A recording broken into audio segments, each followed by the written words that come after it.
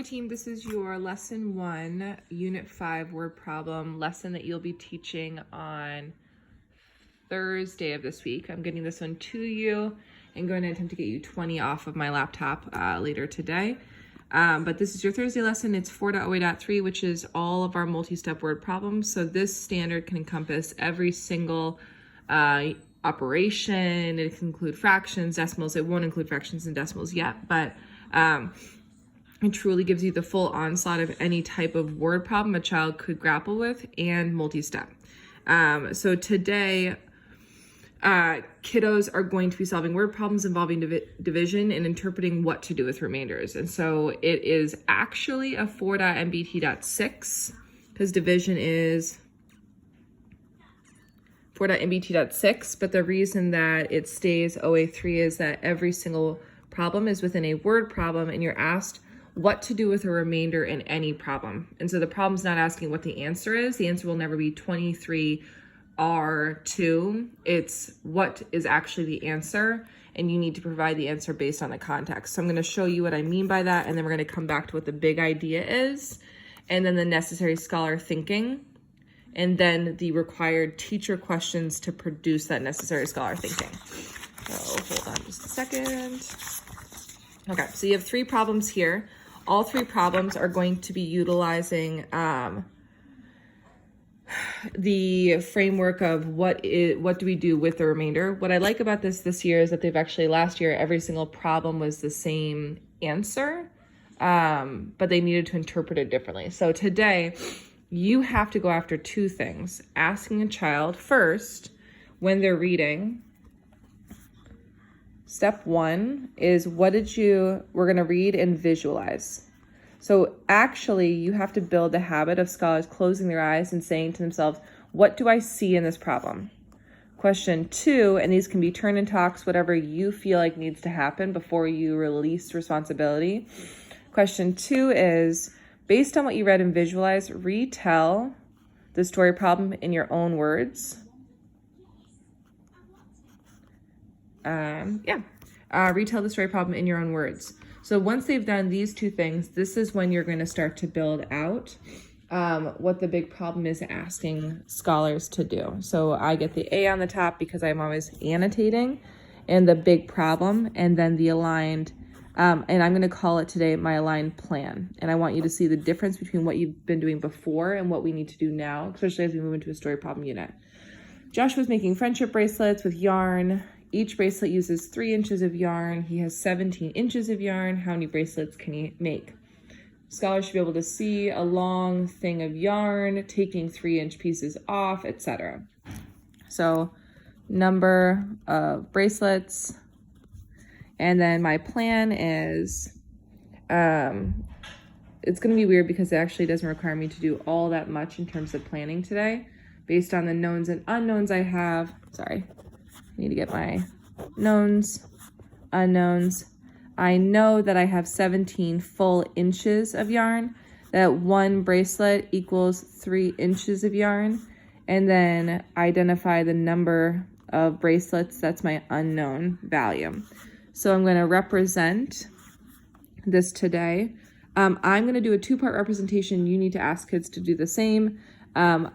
I always like to give them the bar model visualization so they can see 17 full inches up here, or you can even use a tape diagram, 17 inches, 3 inches, 1 bracelet, and then how many can I make? That's actually what the visual is today. And then what I want them to be able to do is ask themselves, how can I represent this? 17 divided by 3.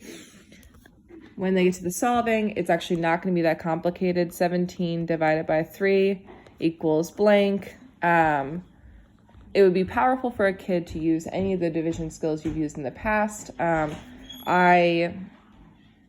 Because this is the total, this is the amount in each group, and this is your groups. You want to see kids giving 3, 6, 9, 12, 15, 16, 17, 18. So it's actually 2 left over.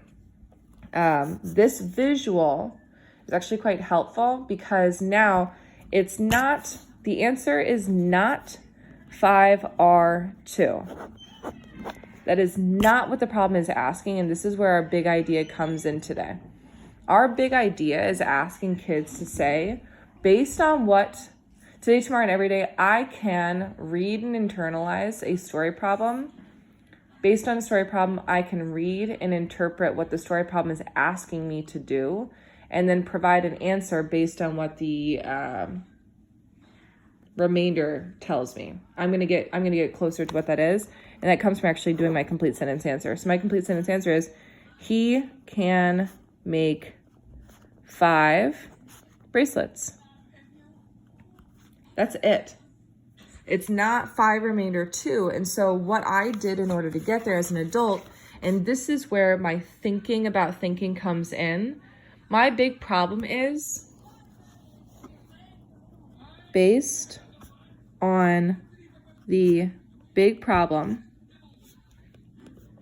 I can answer a division remainder problem. Big idea. Today, tomorrow, and every day, I can answer a division remainder problem by asking, what does the big problem ask me to solve for? Or what part of my answer, what part of my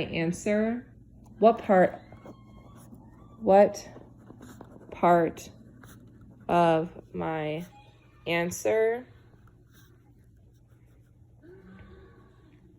solves the big problem? I can answer a division remainder problem by asking myself, what part of my answer, so in that problem is 5 remainder 2, solves the big problem? 5. Yeah, great. So you got to see the messy part of that. So then what I really want to do is then ask myself, what's the key thinking that kids need to be able to do? And this is not what I stamp for kids. This is what I question towards getting. So the first thing I ask myself is, what does each part of my answer stand for? 5 was the bracelets. 2 was the remaining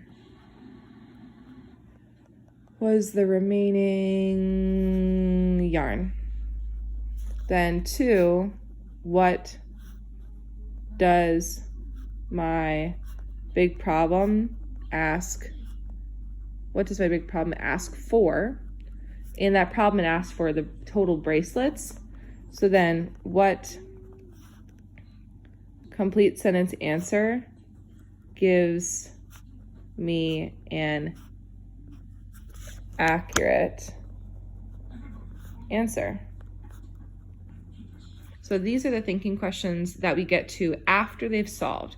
The reason that I didn't do any unpacking of how to read and visualize, how to represent, how to solve, your children need to know how to do that already. What they're doing today, the only new thing is once they get this answer, interpreting it so they can get here. Here, they're gonna be able to say 18 divided by 4. They'll do annotations, they'll do representations, and then they're gonna get here to the solve.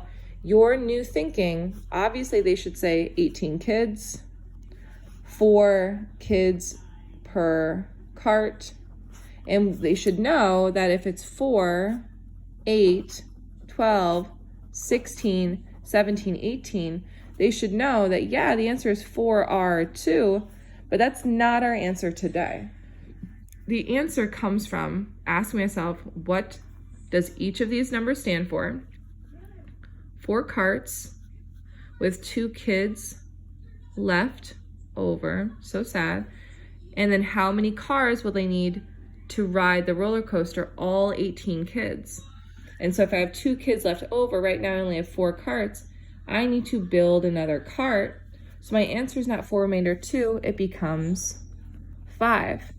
My answer is not 5 remainder 2. The answer is just 5. And it's 5 here because, and I'm going to add an additional thing here.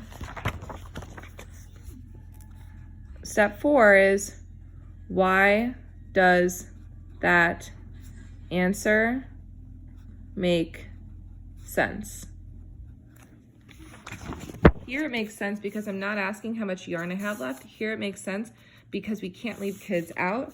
And here it makes sense, 19 divided by, share between themselves and their friends, Carolita, Fred, Ted.